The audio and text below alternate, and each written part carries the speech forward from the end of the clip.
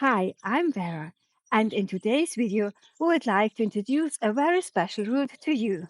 It's called the Greenway or Vía Verde del Noroeste and leads along an old railway line, which starts here at the old station of Caravaca de la Cruz and leads us to Murcia, the capital of the region. And I wouldn't be surprised if we could include this route in our list of recommended cycle routes. So I'm Fluidi Spaghetti, and let's see what this route has in store for us. So let's do this. And off we went. Before we could even find where the old tracks used to run, we had to make our way through a narrow street in Caravaca's industrial zone. But now we are properly on track. Here's a quick snapshot of what lays ahead. As mentioned, our route started in Caravaca, up in the Argos Valley at 625 meters. From there, the old railway crosses the Rio Quipar, climbs gently just before Bulas, and then follows the Rio Mula all the way down to Murcia, 78 kilometers to the east and only 50 meters above sea level. It's a super gentle downhill, so much so that we didn't even notice the descent while riding. But looking back at the footage, the change is clear. The landscape shifts as you go, from green farmland and pine woods to dry, rugged terrain. Murcia is known for its scorching summers, but even up in the Sierras, things can heat up. Luckily, we rode in spring. Perfect weather and loads of blooming flowers along the way. Still, we wouldn't recommend doing this ride in full summer unless you're really into riding in oven-like conditions. Usually, we like to stop and dig into the local history or culture in the towns we pass. There's always something to discover. But this time we were so taken in by the landscape that we just kept rolling. Looking back, it's a bit of a shame, but there's only so much time, and sometimes it's enough just to enjoy the ride. The real star of this trip, though, was the railway itself. It was built between 1925 and 1931 to transport local goods, especially esparto grass and wine. It shut down in 1971, mainly because road transport took over. Then, starting in 1998, it was gradually converted into the Greenway we're riding now, with the full route finished by 2011.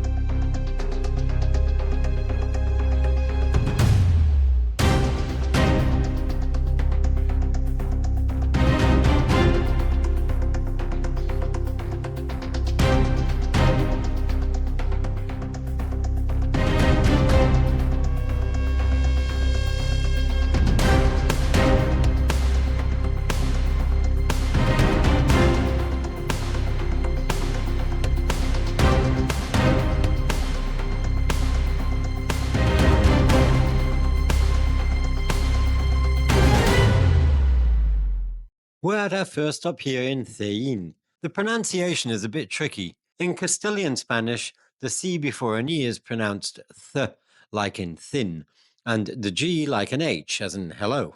Or so I've been told at least. But I digress. This station is in prime condition and could be regarded as a model for all the other ones. They all look identical, apart from the top story of this one, which was added here for the hostel that the station is now used for. However, due to their varying condition, you can't always recognize the resemblance with the other stations. While some are wonderfully refurnished and redecorated, others aren't much more than a pile of rubble, as you will see later on in the video. So each one tells their own unique story. The station in Thein played a key role though, with a wide loading area and auxiliary buildings serving for loading and maintenance, which still stand today, a quiet but proud reminder of the railway's past.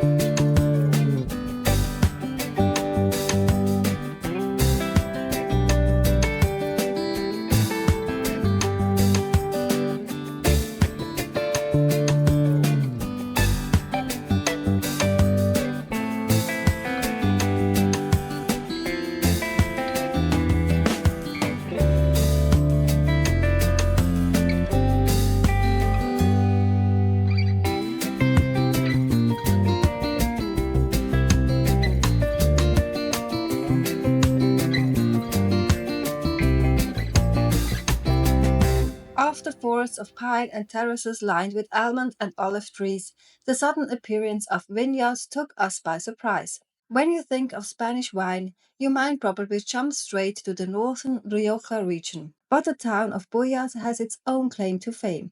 It's a certified Denominación de Origen wine region with a winemaking tradition that goes back centuries.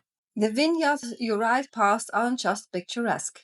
They're part of a long living heritage. There's even a wine museum along the way, complete with tastings. Tempting, yes, but drinking and cycling don't exactly make a great pairing, especially under the midday sun. So we pedaled on, sober but content.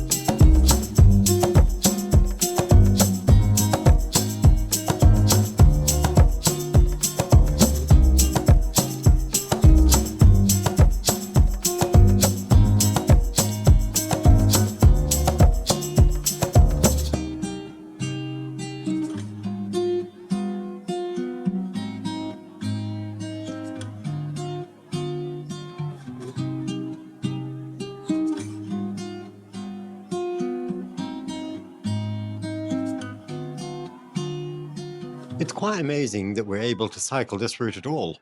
If the original plans had fully materialized, this line might have become a major connection in Spain's rail network, bringing development, boosting tourism, and making remote areas far more accessible. The name Vía Verde del Noroeste comes from the old Northwest Railway, Ferrocarril del Noroeste, which was intended to link Murcia with Andalusia through the region's northwest. The grander vision was never fully realized. but the section to Caravaca de la Cruz was completed and served passengers and freight for decades. And by the way, we haven't yet mentioned why Caravaca became the end of the line. It's one of just 5 cities in the world with permanent Jubilee status, attracting pilgrims from far and wide. So this wasn't just a railway, but a spiritual route too.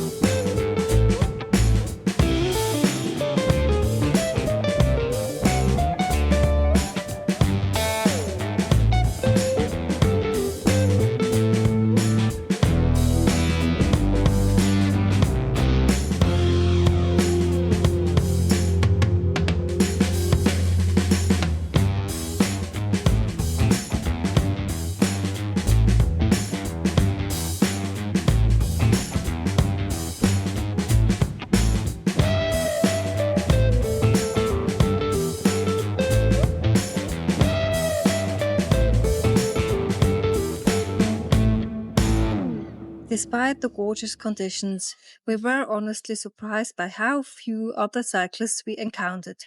Sure, it was a Monday, but aside from the occasional mountain biker, we had the entire route to ourselves.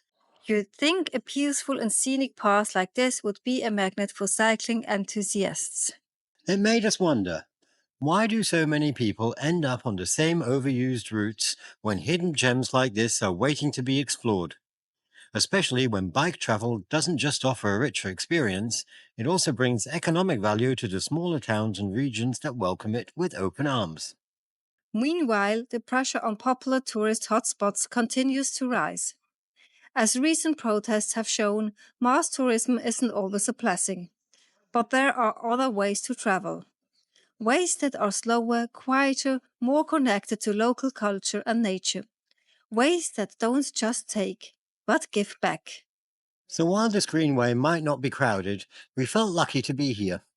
Grateful for the people who maintain these routes and make experiences like this possible.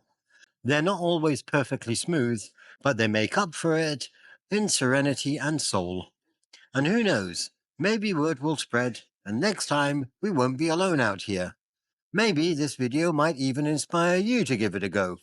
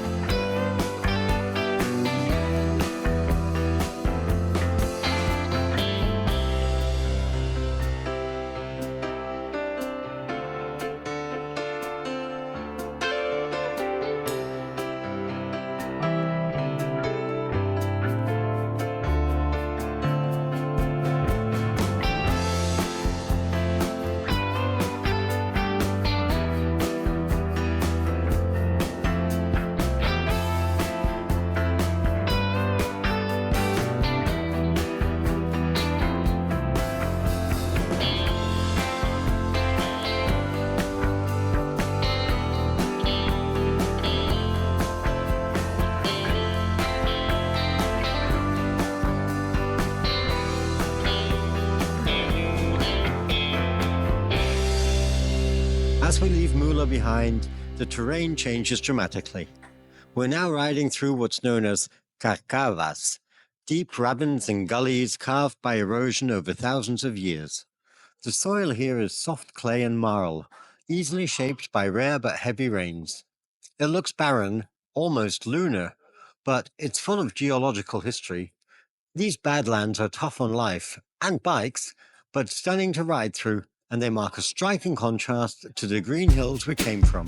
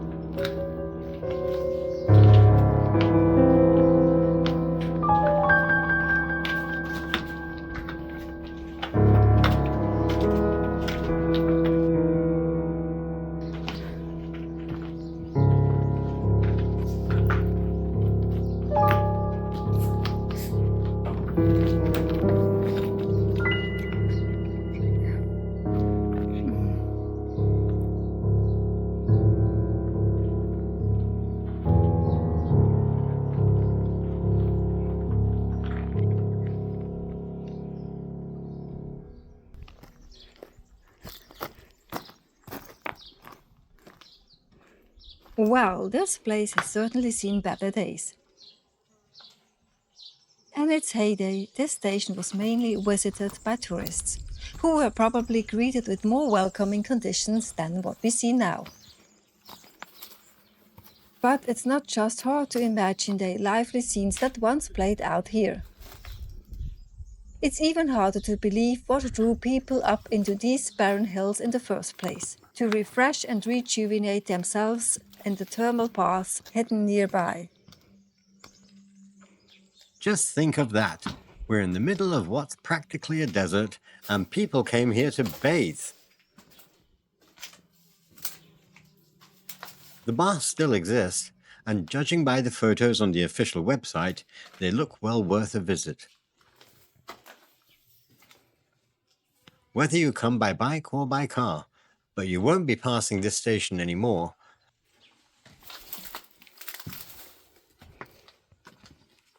It's now just a silent witness to time, the old spirit of the place slowly fading under layers of debris and graffiti.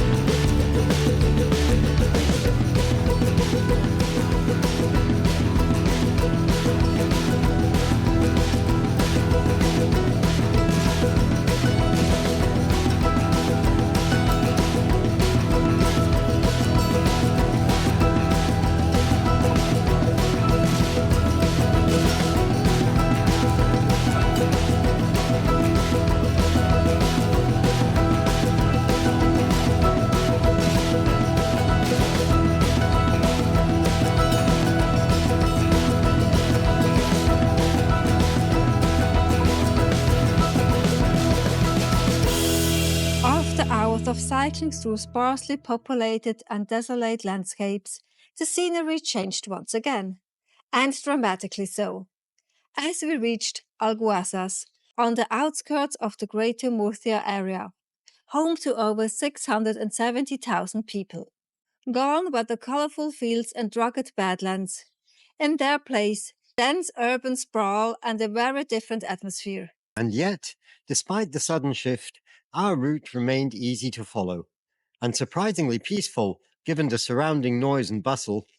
Every now and then, the urban fabric gave way, revealing glimpses of the landscape beyond. It was here, too, that the rivers we'd been following, the Rio Argos near Caravaca, the Rio Guiapar in Jaén, and the Rio Mula, all converged into the Segura, which flows directly through Murcia, our final destination, before continuing its journey to the sea.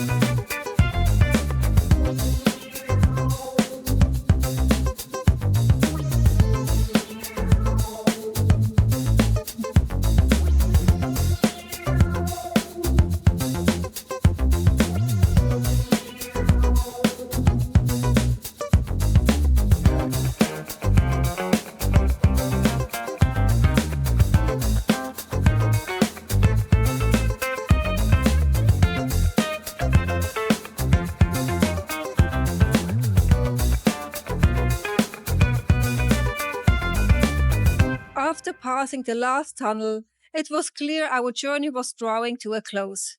Murcia might not be widely known beyond Spain's borders, but it's the country's seventh largest city, and its colorful, vibrant center, full of centuries-old buildings and sun-drenched plazas, certainly deserves a visit.